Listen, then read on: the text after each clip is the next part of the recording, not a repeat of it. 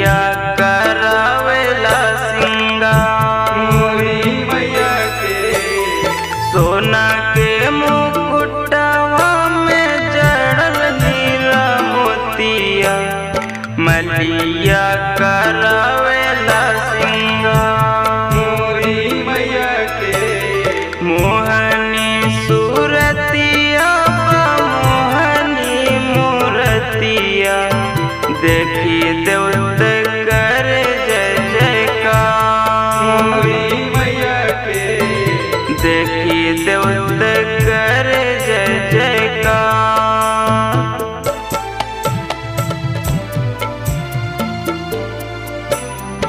देखी देवत कर जय जयकार। मोरी मैया के देखी देवत कर जय जयकार। मोरी मैया के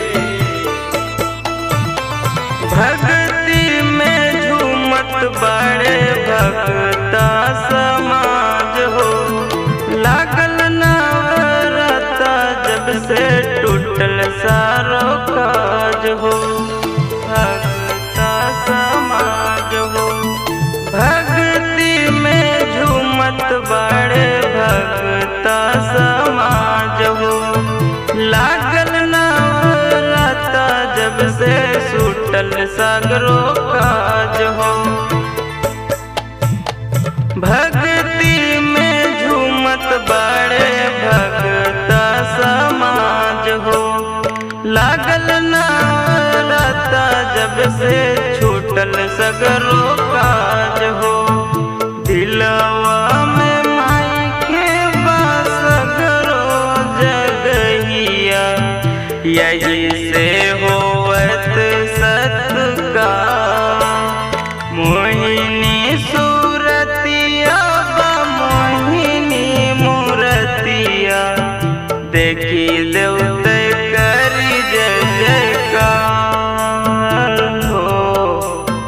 देखी देवत करी जय जयकार। मोरी मैया के देखी देवत करी जय जयकार।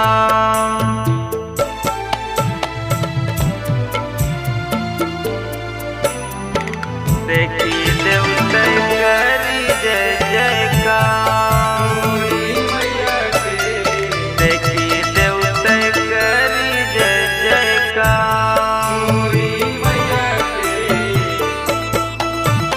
केहू काली लक्ष्मी कहे केहू शारद माई, दुखवा गरीबवन के माई सहाई। माई सहाई केहू काली लक्ष्मी कही केहू शारद माई, दुखवा गरीबवन के माई सहाई। गावे शिवा माई के दुअरवा भजनिया, पंडे मुकेश बनी सेवादार हो।